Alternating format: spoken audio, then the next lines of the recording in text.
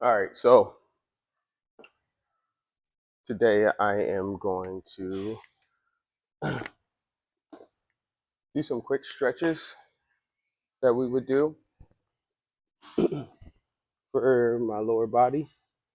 So I'm going to do them lying. Normally, traditionally, I would move, be in motion with them. Um,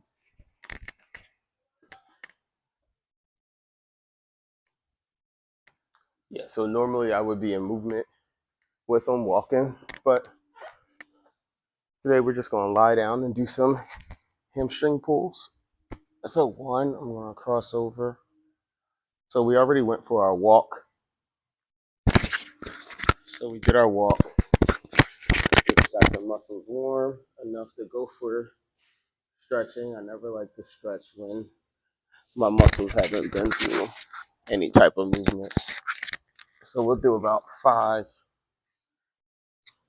needed chest pulls on each side. This actually already feels a lot better. Normally I would have pain shooting down my hip already. So we did some prehab earlier. So now I'm gonna go stretch those quads out. I'm just gonna lean back. One, rotate.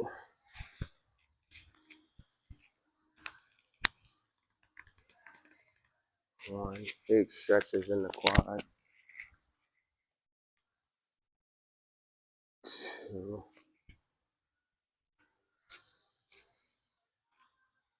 two,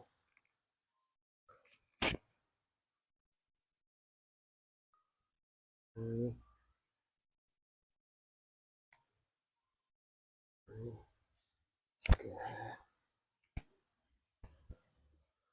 One.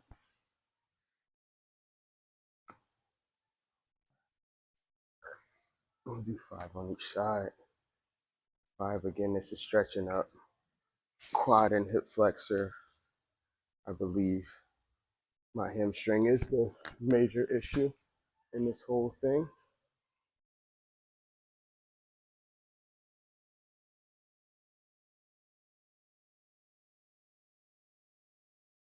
All right. So next we're going to do some world's greatest stretches.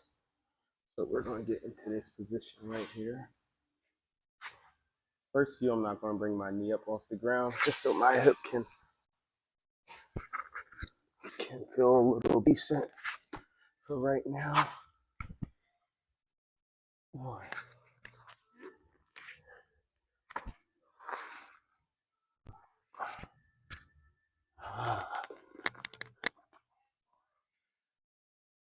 Two.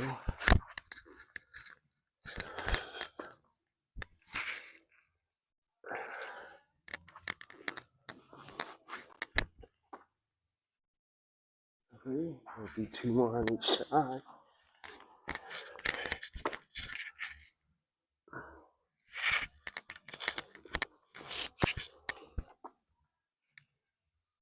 4.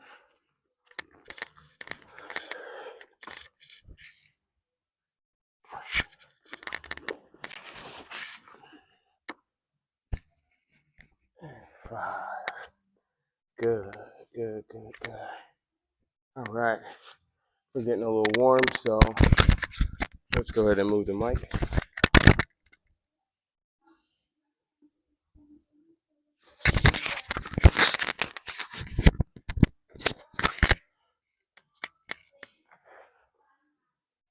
All right, so now we're going to go into some mobilizing. All right, so I like to do 90-90s. The goal is to eventually not have to have your hands behind you. But right now, this little hamstring thing has me a little off, so I have to kind of put my hands down just to alleviate the pressure of sitting all the way down on this side, on this glute, like right there, kind of twinges and doesn't feel as comfortable as I would like. So that's why we're doing these movements. So again, these are called 90 because 90 degrees, 90 degrees. And we're gonna knock out 10 of these. Come on. Good. 7. Working. 8. 9. 10. Good. Good, good, good. All right, our next hip mobility is we stand right here, keep both arms straight. We're gonna do 5. 1, 2,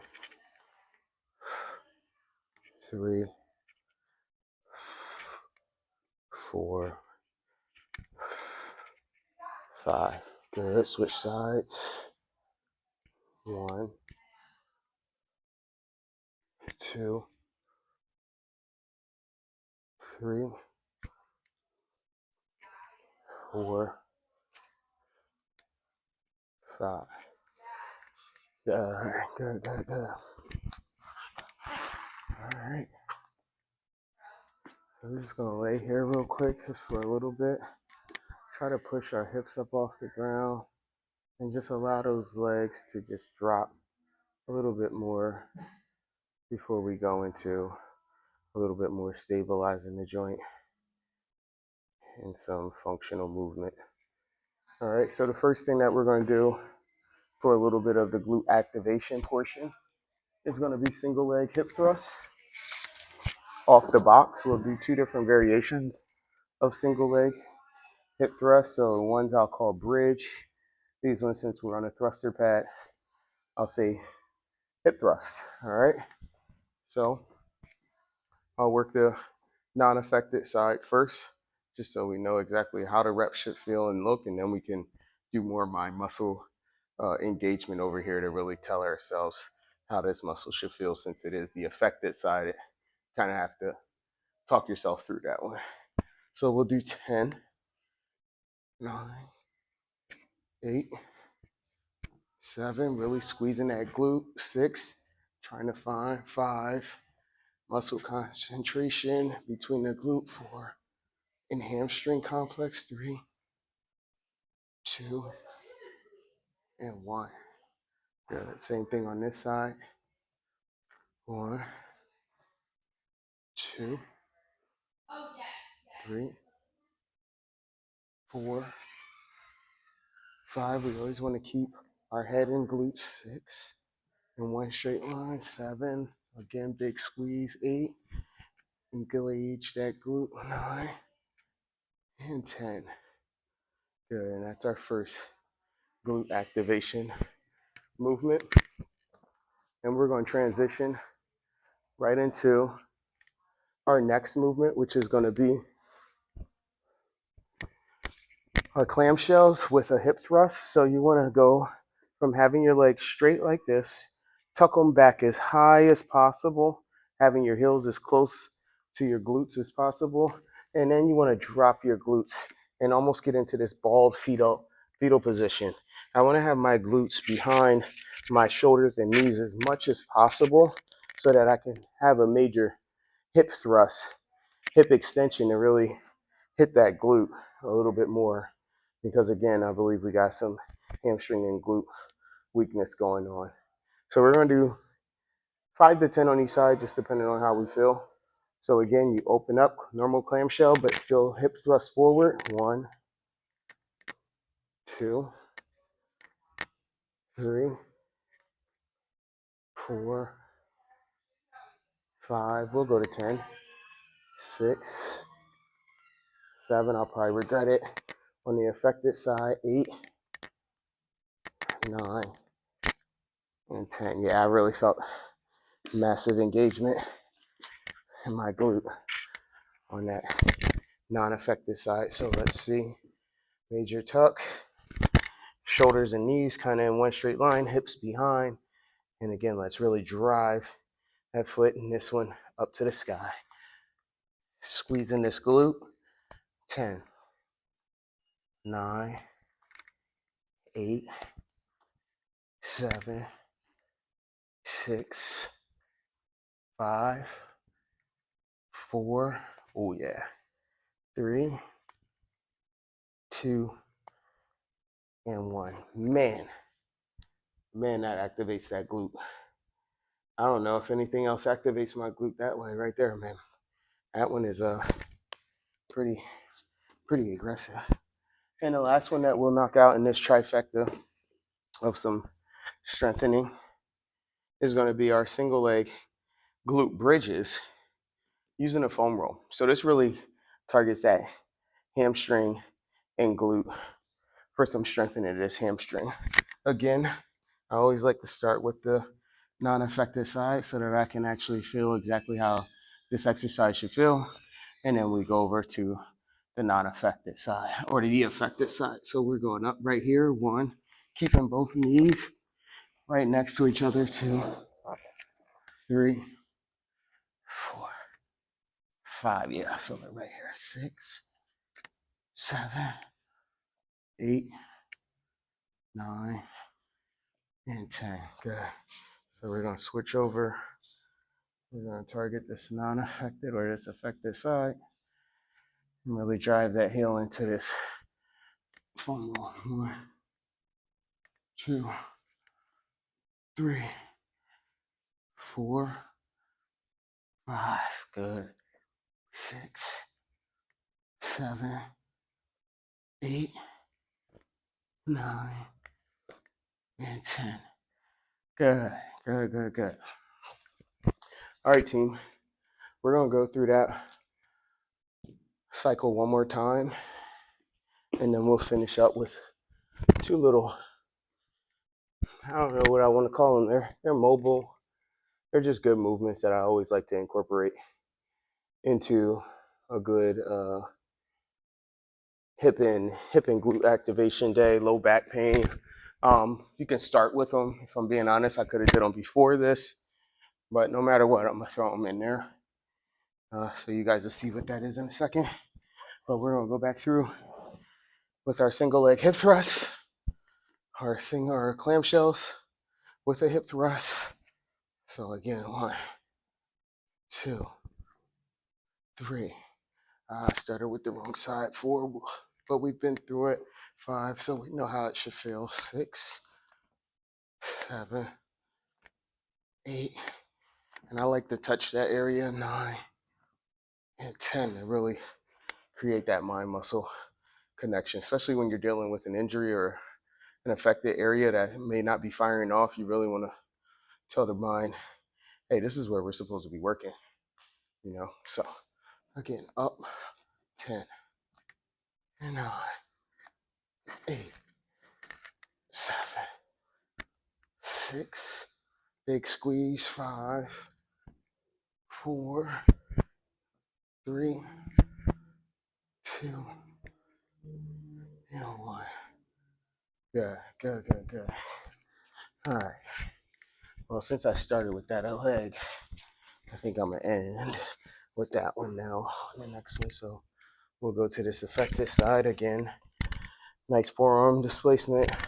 You want your shoulder and elbow stacked right on top of each other for good leverage.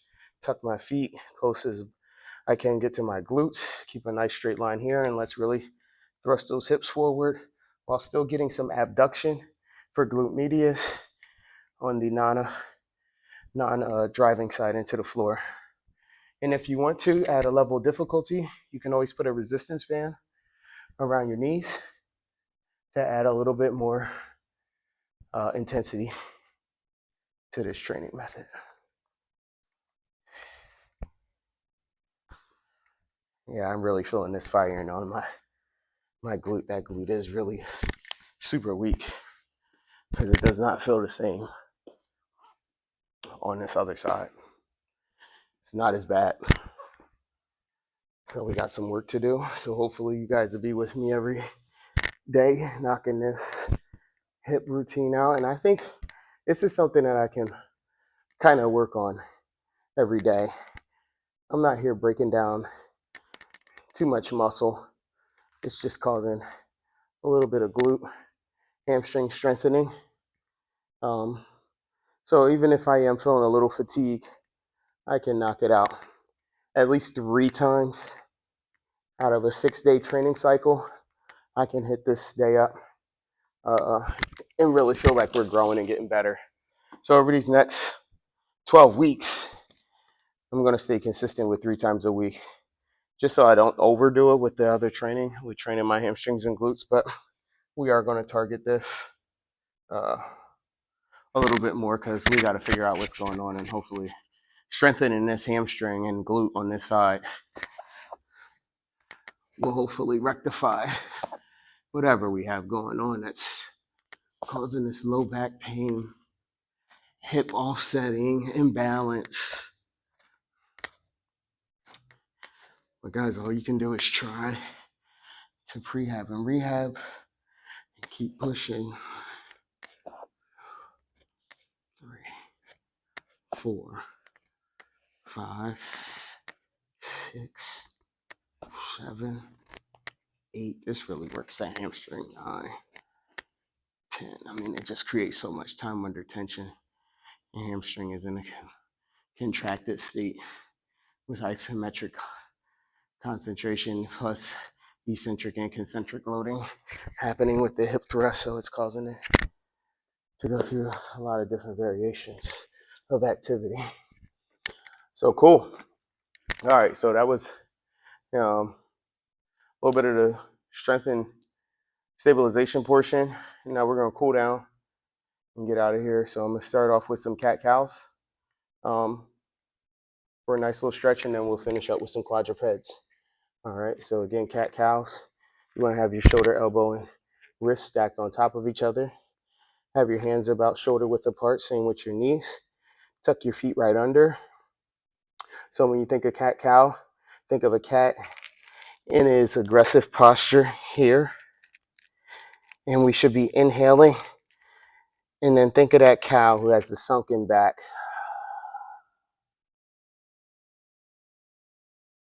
While we exhale. Inhale. Exhale, look up to the sky.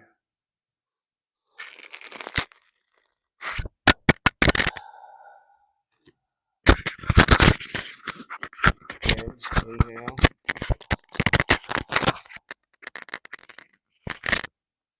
Exhale.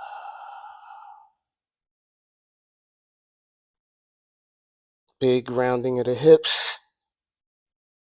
Posterior pelvic tilting. Big anterior pelvic tilt. Raise those hips up to the sky. Look up. Big dip in the middle and low portion of your back. Big round. Create kyphotic posture. Exhale, let it all out. One more time. Big inhale.